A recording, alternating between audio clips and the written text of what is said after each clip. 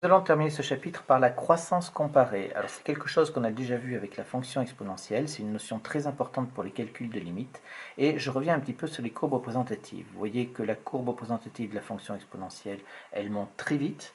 La courbe de la représentative de la fonction f de x égale x, elle monte aussi raisonnablement, et la fonction logarithme népérien, elle monte aussi, mais beaucoup plus lentement. Donc ces trois fonctions tendent bien entendu vers plus l'infini. Dans la croissance comparée avec la fonction exponentielle, on avait fait exponentielle de x sur x, et on avait dit que l'exponentielle l'emportait tout le temps. Comme on sait maintenant que la fonction logarithme népérien est la réciproque de la fonction exponentielle, eh bien si la fonction exponentielle l'emporte tout le temps, on se doute que la fonction logarithme népérien va perdre tout le temps. Autant dire que la fonction exponentielle va être la plus forte et que la fonction logarithme népérien va être la plus faible. Alors, d'où la première limite de croissance comparée, c'est celle-là, c'est la limite lorsque x tend vers plus l'infini de logarithme népérien de x sur x est égal à 0.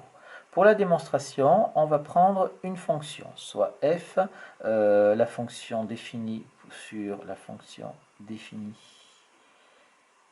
sur l'intervalle. Alors je prends sur l'intervalle 1 plus l'infini, parce que sur cet intervalle-là, le logarithme népérien est positif, ce sera plus pratique, par f de x est égal à, je vais prendre logarithme népérien de x moins racine carrée de x. On va dire que cette fonction f est dérivable sur l'intervalle considéré, c'est-à-dire sur l'intervalle 1 plus l'infini, comme somme de fonctions dérivables, toujours, comme somme de fonctions dérivables.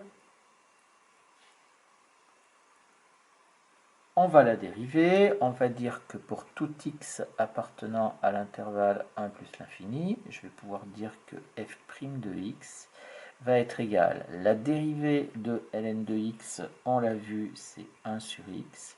La dérivée de racine carrée de x, c'est 1 sur 2 racine carrée de x. Ce résultat n'est pas exploitable puisqu'il faut que j'en étudie le signe et j'ai une différence. Donc la seule chose dont on s'est fait étudier le signe, il faut que ce soit une forme factorisée ou réduite au même dénominateur. Donc là, je vais réduire au même dénominateur. Ici, j'ai x et 2 racines de x, donc je vais prendre 2x comme dénominateur commun pour ces deux fractions. Donc la première, il faut que je la multiplie par 2, et la deuxième, pour obtenir 2x, il faut que je multiplie par racine carrée de x. Donc ça nous fait 2 moins racine carrée de x sur 2x. Je vais maintenant étudier le signe de ma fonction dérivée. Donc le signe de 2x, c'est évident, c'est une fonction affine. Là par contre, ce n'est pas évident. Donc quand ce n'est pas évident, on résout une petite inéquation. Donc on résout ici 2 moins racine carrée de x supérieur à 0, c'est-à-dire qu'on cherche quand est-ce qu'on va mettre des signes plus dans notre tableau de signes. Ça, c'est équivalent à dire que moins racine carrée de x est supérieur à moins 2, ce qui est équivalent à dire que racine carrée de x est inférieur à 2, puisque je multiplie par moins 1, et ce qui est équivalent à dire que x est inférieur à 4, car la fonction carrée est strictement croissante sur l'intervalle. Alors sur l'intervalle ici, je l'applique sur racine carrée de x qui est un nombre positif, donc je suis sur l'intervalle 0 plus l'infini, et j'aurais pu même réduire à l'intervalle 0,2. J'obtiens ceci. Donc maintenant, je peux dresser mon tableau de variation de cette fonction f. Donc on va faire le tableau de variation. Je vais avoir ici les valeurs de x. Je vais avoir là 2 moins racine carrée de x. Après, je vais avoir 2x. Après, je vais avoir f' de x ici. Et là, j'aurai les variations de ma fonction f. Donc, je vais avoir ceci. Ici. Là. Et je vais avoir les variations de la fonction f ici. Et après, je vais même rajouter une ligne. Vous comprendrez pourquoi est-ce qu'on obtient ça. Donc, là, je vais de 1 à plus l'infini. Il se passe quelque chose pour x égale 4 ici. Et je vais avoir donc dans mon tableau, j'ai dit que je mets un signe plus dans mon tableau pour 2 moins racine carrée de x, quand x est plus petit que 4. Donc ici, je vais avoir un signe plus, ici un signe moins. 2x sur 1 plus l'infini, il n'y a pas de problème, c'est toujours positif. Donc ma dérivée est positive ici, négative ici, et elle vaut 0 ici. J'ai donc ma fonction qui est strictement croissante là, elle est strictement décroissante ici, et je vais avoir ici, je vais calculer, ça va être donc logarithme népérien de 4 moins racine carrée de 4. Moins racine carrée de 4. D'accord.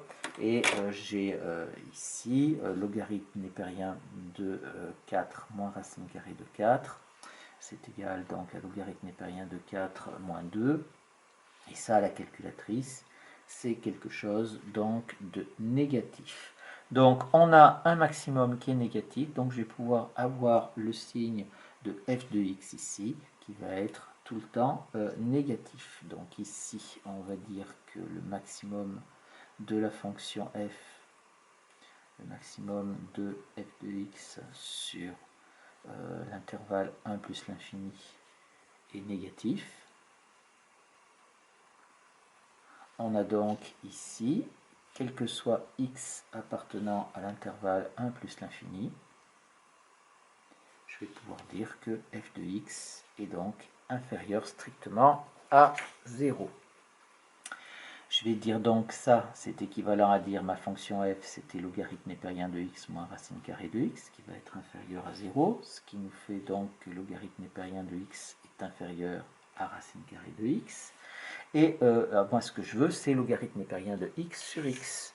Logarithme népérien de x sur x. Donc, qu'est-ce que je fais? Je vais pouvoir diviser par x, parce que ici, je suis bien sur l'intervalle 1 plus l'infini, donc je n'ai pas de problème ici. Et ça va me faire ici, ça implique donc, on est sur l'intervalle 1 plus l'infini, donc logarithme népérien de x est positif est positif aussi, donc je vais avoir 0 qui va être inférieur à logarithme népérien de x sur x, et qui va être inférieur ici à 1 sur racine carrée de x.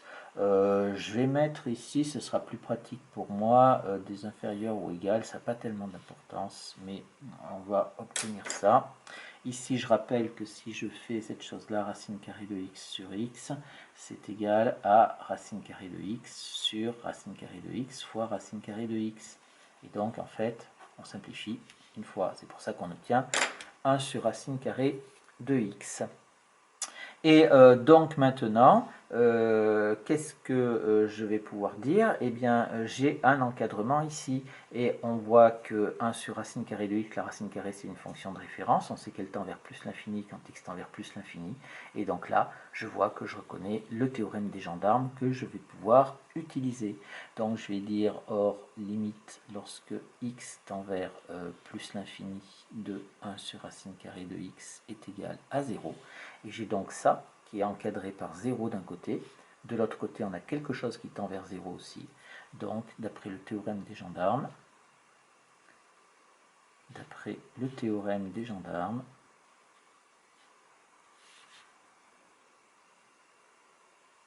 eh bien, on peut dire que la limite, lorsque x tend vers plus l'infini de logarithme népérien de x sur x est égale à 0.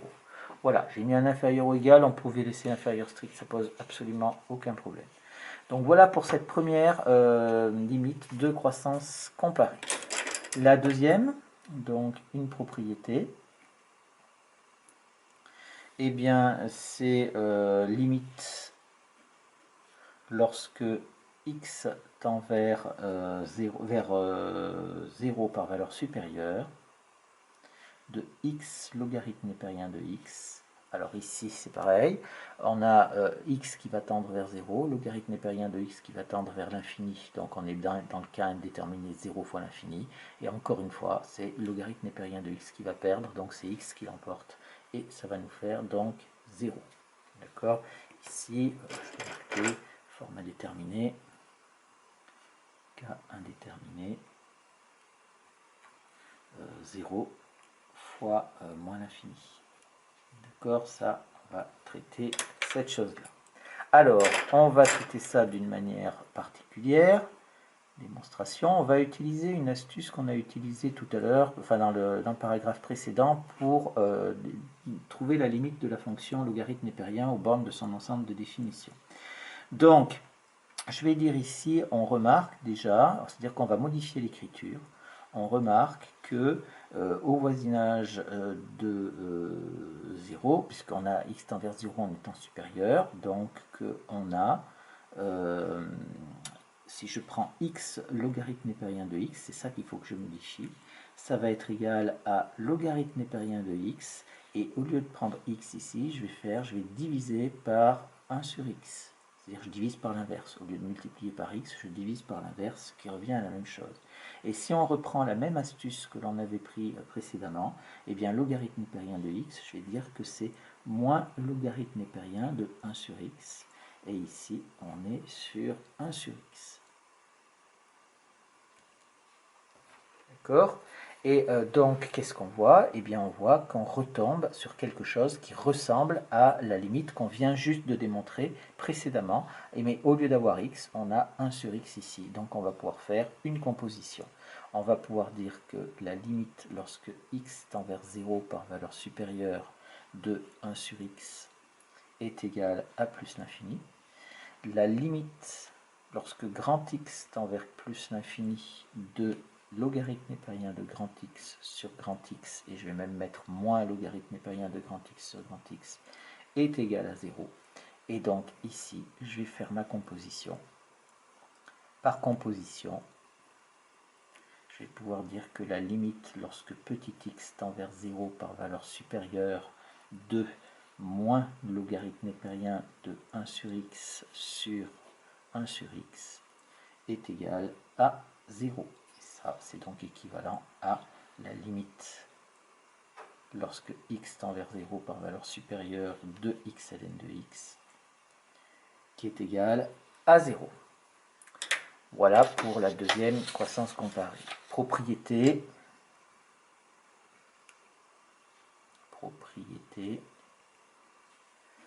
En étant ses limites,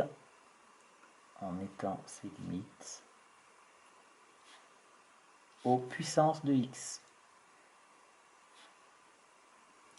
C'est-à-dire qu'on va avoir d'une part limite lorsque x tend vers plus l'infini de logarithme népérien de x sur x à la puissance n va être égal à 0.